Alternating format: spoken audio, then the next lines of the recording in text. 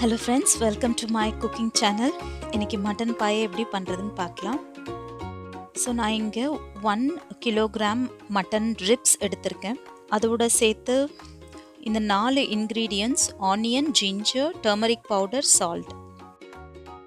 So first ஒரு cooker எடுத்துகிட்டு அதில் 1 ஸ்பூன் அளவுக்கு ஆலிவ் ஆயில் கொஞ்சம் விட்டுட்டு அந்த ஆயில் காயிற வரைக்கும் வெயிட் பண்ணோம்.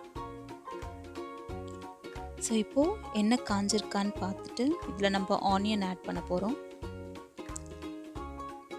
ஃபஸ்ட்டு கொஞ்சம் ஆனியன் ஆட் பண்ணிவிட்டு ஒரு 1/2 இன்ச் சைஸு ஜிஞ்சர் எடுத்து சின்னதாக கட் பண்ணி அந்த ஜிஞ்சரையும் ஆட் பண்ணிவிட்டு அதுக்கப்புறம் கொஞ்சம் இதை நம்ம திரட்டிக்கலாம். நம்ம கொஞ்சம் இதுக்கு சால்ட்டும் டர்மரிக்கும் ஆட் பண்ணிக்கலாம். ஸோ இந்த சால்ட் இப்போது ஆட் பண்ணும்போது அது ஒரு டிப் மாதிரி ஆனியன்ஸ் வந்து சீக்கிரம் குக் ஆகும். திரும்ப அதை ஒரு தடவை மிக்ஸ் பண்ணுறேன்.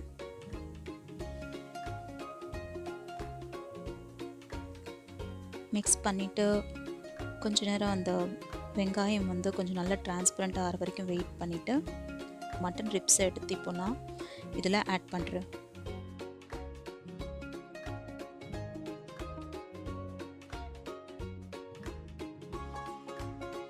ஸோ ஆட் பண்ணிட்டதுக்கப்புறம் கொஞ்சம் அதை நல்லா மிக்ஸ் பண்ணிவிட்டு அந்த மசாலாலாம் ஃபுல்லாக அந்த ரிப்ஸில் போய் ஒட்டுற மாதிரி நல்லா அதை போட்டுட்டு மிக்ஸ் பண்ணுறேன்.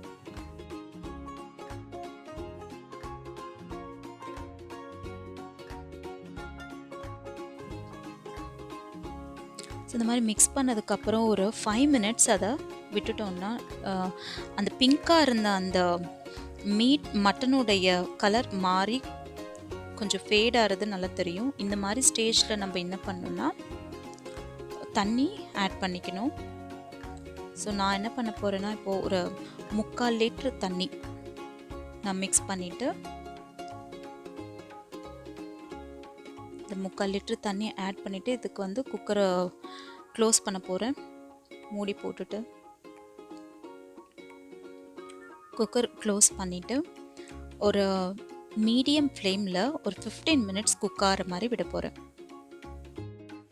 ஸோ இப்போ 15 மினிட்ஸ் ஆயிடுச்சு. ஸோ இந்த டைமில் இந்த குக்கரை எடுத்துகிட்டு நான் சைடில் வச்சுட்டு இன்னொரு பாத்திரம் எடுத்துக்க போகிறேன். ஸோ இந்த பாத்திரத்தில் கொஞ்சம் தண்ணி இருக்குது. அது இதுவானதுக்கப்புறம் ஓகே. ஸோ இப்போ நான் என்ன பண்ண போகிறேன்னா ஒரு 2 டேபிள் ஸ்பூன் அளவு கீ எடுத்துகிட்டு இதில் ஆட் பண்ணிவிட்டு அது நல்லா மெல்ட் ஆகிற வரைக்கும் வெயிட் பண்ண போகிறேன்.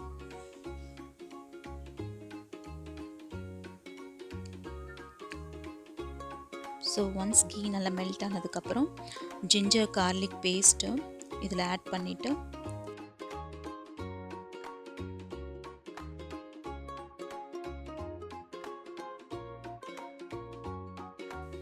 டர்மரிக் அண்ட் சால்ட்டையும் ஆட் பண்ணிக்கோங்க. ஆட் பண்ணிவிட்டு சில்லி பவுடர் போட்டுட்டு இப்போ கொஞ்சம் மிக்ஸ் பண்ண திரும்ப அந்த அடி ஆக்சுவலாக ஒட்டக்கூடாது, ஒட்டாமல் பண்ணணும். கொஞ்சம் இந்த மசாலாவை நல்லா ஃப்ரை பண்ணிவிட்டு அந்த ரா ஸ்மெல் போயிடும். இந்த மாதிரி டைமில் நெக்ஸ்ட்டு ஒரு ஏலக்காய், கொஞ்சோண்டு ஜீரகம், அப்புறம் லவங்கம், கொஞ்சம் தனியாக, அதுக்கப்புறம் கொஞ்சம் லவங்கம் இதை சேர்த்துட்டு இதையும் மிக்ஸ் பண்ணிக்கோங்க. மிக்ஸ் பண்ணிவிட்டு இப்போது ஒரு 3 டேபிள் ஸ்பூன் தயிர் இதில் நான் ஆட் பண்ண போகிறேன். 1 2 3 ஸோ இப்போ இதை திரும்பவும் ஒரு தடவை நல்லா மிக்ஸ் பண்ணிவிட்டு மசாலாவையும் கர்டையும் நல்லா மிக்ஸ் பண்ணும். தயவுசெய்து அது ஸ்லோவில் வச்சு பண்ணுங்கள்.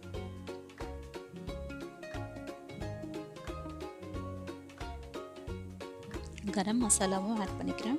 1 ஸ்பூன் கரம் மசாலா போட்டதுக்கப்புறம் இன்னும் கொஞ்சம் மிக்ஸ் பண்ணிவிட்டு இந்த மேலே அந்த எண்ணெய் வந்து ஃப்ளோட் ஆகி வரணும். அது வரைக்கும் நீங்கள் கொஞ்சம் அதை மிக்ஸ் பண்ணிகிட்டே இருக்கணும். மிக்ஸ் பண்ணி அதை குக் பண்ண விட்டிங்கன்னா இந்த மாதிரி ஒரு 3-4 மினிட்ஸில் நீங்கள் பார்க்கலாம். இது நான் வந்து ஃபில்டர் பண்ணது, அதாவது இந்த மட்டனோட சேர்த்து ஜிஞ்சரையும் ஆனியன் போட்டு ஃபஸ்ட்டு நான் குக் பண்ணேன் இல்லையா, அதை தனியாக எடுத்துகிட்டு மட்டனுடைய ரிப்ஸ்லேருந்து அந்த தண்ணி குக்கான அந்த தண்ணியை செப்பரேட் பண்ணிவிட்டு அதில் வந்து கொஞ்சம் ஆனியனையும் அதையும் இதில் மிக்ஸ் பண்ணிவிட்டு அதையும் ஆட் பண்ணிவிட்டு மிக்ஸ் பண்ணேன். ஸோ இப்போது நல்லா அந்த ஆயில் ஃப்ளோட் ஆகி வருது பார்த்தீங்களா. ஸோ இந்த மாதிரி டைமில் மட்டனை குக் பண்ணி வச்சுருக்கிற அந்த மட்டன் ரிப்ஸை நம்ம இதில் ஆட் பண்ணிக்கலாம்.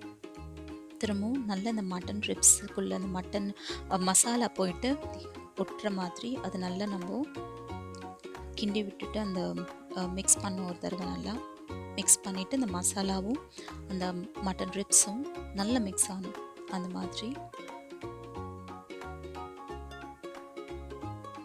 நல்லா மிக்ஸ் பண்ணிக்கணும்.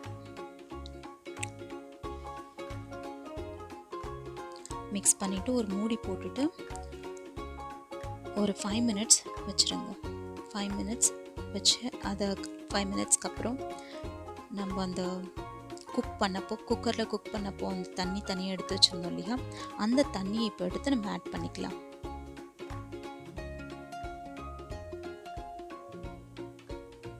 ஸோ நான் மீதி தண்ணியை வந்து சும்மா சூப் மாதிரி குடிக்கலான்னு சொல்லிட்டு தனியாக எடுத்து வச்சுருக்கேன்.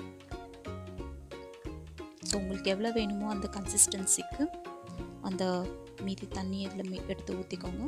இன்னும் கொஞ்சம் நான் ஊற்றிக்கிறேன், எனக்கு வந்து இன்னும் கொஞ்சம் வேணும் இந்த. ஓகே, ஸோ திரும்ப இப்போ இதை மீடியமில் வச்சுட்டு மூடி போட்டு ஒரு 5 மினிட்ஸ் அதை கொதிக்க விடுங்க. ஸோ இப்போ 5 மினிட்ஸ்க்கு அப்புறம் எடுத்து பார்த்தோன்னா நல்லா அந்த ஆயில் வெளியில் வந்திருக்கு.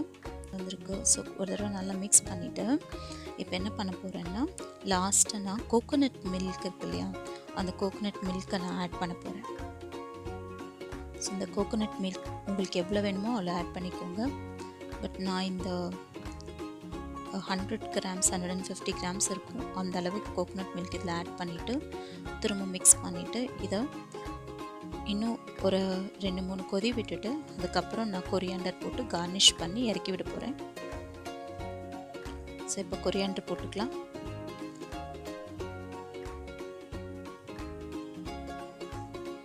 அண்ட் நீங்கள் இப்போ ஸ்டவ் ஸ்விட்ச் ஆஃப் பண்ணிவிட்டு இப்போது உங்களுக்கு மட்டன் பாயா ரெடி. ஸோ இதை ட்ரை பண்ணுங்கள், என்ஜாய் பண்ணுங்கள். தேங்க்யூ ஃபார் வாட்சிங். பை.